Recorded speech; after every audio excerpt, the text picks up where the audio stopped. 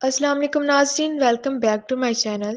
میری سسکیاں فضا میں گونج رہی تھیں جن سے فضا بوجھل ہو گئی تھی۔ میری اذیت کی کوئی انتہا نہیں تھی۔ میرے وجود کو اتنا بے دردی سے نوچا گیا تھا کہ اب شاید کوئی بھی مرہم اسے واپس جوڑ نہیں سکتا تھا۔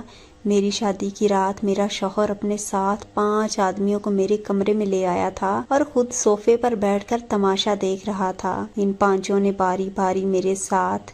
میرا نام شہر بانو ہے۔ میں ایک انتہائی بدقسمت لڑکی ہوں جو ایک غربت سے بھی نچلی سطح سے تعلق رکھنے والے گھر میں پیدا ہوئی تھی۔ میری ماں مجھے جنم دیتے ساتھ ہی اس دنیا سے جا چکی تھی۔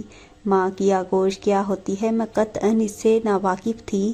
میرے باپ نے مجھے منحوس کہنا شروع کر دیا کیونکہ میں پیدا ہوتے ہی اپنی ماں کو نکل گئی تھی۔ میرا وجود اس دنیا میں آتے ساتھ ہی ایک بوجھ بن گیا تھا، اپنے لیے بھی اور دنیا والوں کے لیے بھی بوجھ تھا۔ میں ایک انچاہی ہستی تھی کیونکہ میرے باپ نے ایک بیٹی کی خواہش کی تھی، مگر جب بیٹی پیدا ہوئی تو وہ افسوس سے ہاتھ ملتے رہ گئے۔ اوپر سے میری ماں مجھے چھوڑ کر چلی گئی۔ میرے باپ نے تو میری ماں کے مرنے کا غم بھی زیادہ عرصہ نہ منایا تھا اور دوسری شادی کر لی۔ اس کے بعد تو مجھ پر اذیتوں کے ایسے در کھلے کہ بند نہ ہوئے۔ میری سوتیلی ماں نے مجھ پر ظلم کے پہاڑ توڑ دیے تھے۔ وہ میرے باپ کو میرے خلاف بھڑکاتی رہتی تھی۔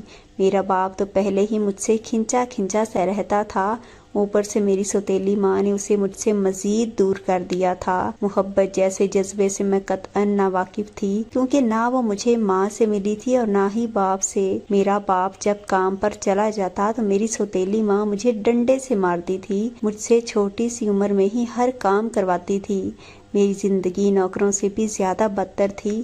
کبھی کبھی میں سوچتی کہ اپنے باپ سے سوال کروں آخر میرا قصور کیا ہے؟ کیا میں ان کی سگی بیٹی نہیں ہوں؟ وہ کیوں مجھ سے نالاں رہتے ہیں؟ کیوں ان کو میں ایک بوجھ کی طرح لگتی ہوں؟ مگر مجھے تو شروع سے ہی خاموش رہنے کی عادت تھی۔ اپنے حق کے لیے کیسے بولنا ہے مجھے اس چیز کا علم نہیں تھا۔ میری زندگی کی محرومیاں میری عمر کے ساتھ بڑھتی جا رہی تھیں۔ پھر میری سوتیلی ماں کے ہاں بیٹے کی پیدائش کے بعد تو مانو مجھ پر زندگی کے دروازے مزید بند ہو کر رہ گئے تھے۔ زندگی کی خوشیاں اور آسودگی پر میرا بھی تو حق تھا، مگر کچھ لوگ شاید پیدا ہوتے ساتھ ہی اپنے حصے کی خوشیاں اور سکون سے محروم ہو جاتے ہیں۔ میں بھی ایسی ہی تھی۔ اب میرا باپ ہر وقت اپنے بیٹے کو ہی توجہ دیتا تھا۔ جب وہ اس سے پیار کرتا تو میں بس حسرت سے اسے دیکھتی رہتی تھی۔ ایسا نہیں تھا کہ میں اپنے چھوٹے بھائی سے حسد کا شکار تھی، مگر جب میرے اندر کی محرومیاں بین ڈالنے لگتی تو میرے دل میں ایک ہوک سی اٹھتی تھی۔ مجھے بھی تھوڑی سی توجہ اور محبت مل جاتی تو شاید مجھے زندگی سے اتنے شکوے نہ ہوتے، مگر زندگی بھی شاید میرے ساتھ سوتیلی ماں جیسا سلوک کر رہی تھی اور اس نے سب پر ہی بس نہ کی۔ اب تو ہر وقت میری سوتیلی ماں اس انتظار میں رہتی کہ کب ان کو موقع ملے اور کب مجھے وہ اس گھر سے ہی باہر پھینک دیں۔ میں کبھی کبھی حیران ہوتی کہ بھلا کوئی کسی سے اتنی نفرت کیسے کر سکتا ہے اور کسی کا بخت اتنا سیاہ کیسے ہو سکتا ہے جیسے کہ میرا تھا۔ ایک دن تو میری ماں نے حد ہی کر دی۔ اس نے ایک محلے کے لڑکے کو ہمارے گھر بلا لیا اور خود گھر سے باہر نکل گئی۔ دروازہ باہر سے کنڈی لگا کر گئی۔ وہ لڑکا رشیدہ خالہ کا بیٹا تھا جو ہمارے ہی محلے میں رہتی تھیں۔ میں اسے اپنے گھر دیکھ کر حیران رہ گئی۔ بولی کیا کام ہے آپ کو؟ مگر وہ کچھ نہ بولا، بس میرے کمرے میں بیٹھا مجھے دیکھتا رہا۔ میری عمر تو صرف 10 سال تھی، اس لیے مجھے علم نہ تھا کہ ایک لڑکا اور ایک لڑکی کا اکیلے کمرے میں بیٹھنے کا مطلب کیا ہوتا ہے۔ مگر اچانک ہی دروازہ دھڑام سے کھلا۔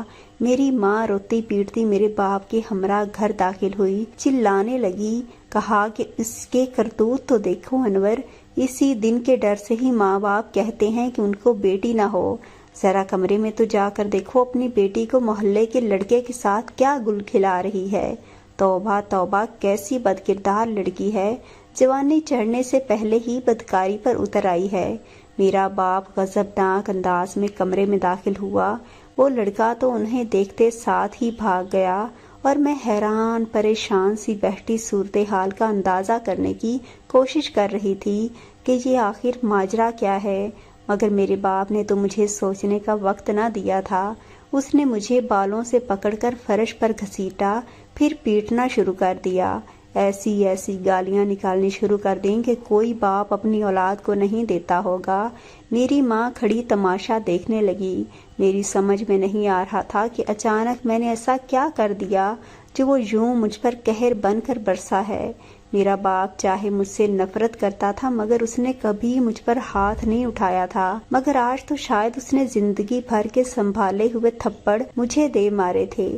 جب میں مار کھا کھا کر نیم جان سی ہو گئی، فرش پر گر گئی تو کمرے سے باہر چلے گئے، دروازہ باہر سے بند کر دیا۔ مجھ میں تو اتنی ہمت بھی نہ بچی تھی کہ رو کر اپنا درد اور غم ہی ہلکا کر لیتی، اس لیے نیم جان سی فرش پر پڑی تڑپتی رہی۔ مجھے لگا یہ رات میری زندگی کی سب سے زیادہ اذیت ناک اور تکلیف دہ رات تھی، مگر یہ میری خام خیالی تھی کیونکہ میری اذیتیں تو ابھی شروع ہوئی تھیں۔ میں 2 دن بھوکی پیاسی درد سے نڈھال اسی کمرے میں پڑی رہی۔ تیسرے دن کمرے کا دروازہ کھلا اور روشنی سی میرے جسم سے ٹکرائی جس سے میرا جسم چٹکنے لگا۔ میں نے بمشکل خود کو ہلایا جلایا اور اٹھ کر دیکھا تو میرا باپ کمرے میں ایک آدمی کے ساتھ موجود تھا۔ وہ گھنی مونچھوں والا آدمی مجھے بڑے غور سے دیکھنے لگا، جیسے خریدار چیز خریدنے سے پہلے اسے ہر پہلو سے پرکھتا ہے۔ پھر بلاخر میرے باپ سے گویا ہوا کہ میں اس کے لیے تمہیں 50,000 روپے دوں گا، بولو منظور ہے سودا؟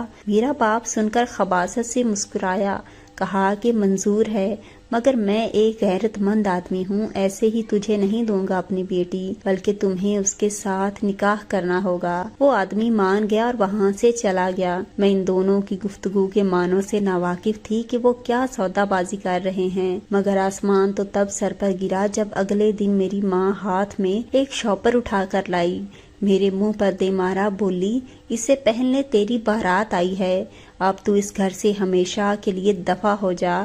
میں ہانگوں کی طرح کبھی ماں کو کبھی اس شاپر کو دیکھتی، مجھے اتنی سی عمر میں کیا پتا تھا کہ بارات کیا ہوتی ہے، مجھے تو بس اس گھر سے ہمیشہ کے لیے جانے کے لفظ سمجھ میں آئے تھے۔ میں نے اس کے سامنے ہاتھ جوڑ دیے، اس کے پیروں میں پڑ گئی کہ مجھے یہاں سے کہیں نہیں جانا، خدا کے لیے مجھ سے میری چھت نہ چھین۔ مگر میرے احتجاج کا کوئی فائدہ نہ ہوا، اس نے خود ہی وہ سرخ رنگ کا جوڑا مجھے پہنایا، میرا حلیہ درست کیا اور کمرے سے باہر چلی گئی۔ اس کے بعد میرا باپ ایک داڑھی والے آدمی جو کہ کمرے میں داخل ہوا، چچا افضل جو کہ مولوی تھے، مجھے دیکھ کر حیران ہوئے۔ میرے باپ سے کہا کہ بچی نابالغ ہے، ابھی اس کا نکاح میں نہیں پڑھاؤں گا، مگر میرے باپ نے اس کی منت کی اور 5,000 روپے ان کی جیب میں اڑا دیے۔ اس کے بعد انہوں نے مجھ سے ایجاب و قبول کروایا اور میں تو بس منہ کھولے ساری صورتحال کو سمجھنے کی کوشش کر رہی تھی کہ یہ سب کیا ہے۔ جب وہ کمرے سے چلے گئے تو میری ماں داخل ہوئی، مجھے بڑی سی چادر میں لپیٹا اور باہر لے آئی۔ دروازے کے قریب ایک سیاہ گاڑی کھڑی تھی، اس میں مجھے بٹھا دیا اور میں روتی پیٹتی رہی کہ مجھے کہاں لے کر جا رہے ہو، اور اپنے باپ کو مدد کے لیے پکارتی رہی، مگر میری کسی نے نہ سنی۔ اچانک وہی آدمی گاڑی کی فرنٹ سیٹ پر بیٹھ گیا جو کل مجھے دیکھنے آیا تھا اور گاڑی چلانے لگا۔ میں گاڑی کے شیشے سے باہر اپنے گھر کو دیکھتی رہی، چلاتی رہی کہ خدا کے لیے مجھے مت بھیجو اس کے ساتھ، مگر شاید گھر کی 4 دیواری کے اندر وہ لوگ۔ ناظرین، اس سٹوری کا بقیہ حصہ سننے کے لیے واچ کریں پارٹ 2، 3، 4۔ امید ہے آپ کو ہماری آج کی سٹوری پسند آئی ہوگی۔ ہماری ہر آنے والی نئی ویڈیو کو سننے کے لیے ہمارے چینل کو سبسکرائب کر لیں اور بیل آئیکن کو پریس کر دیں۔ ہماری ویڈیو کو لائک اور شیئر کر دیں۔ اسی کے ساتھ دیں مجھے اجازت۔ اللہ حافظ۔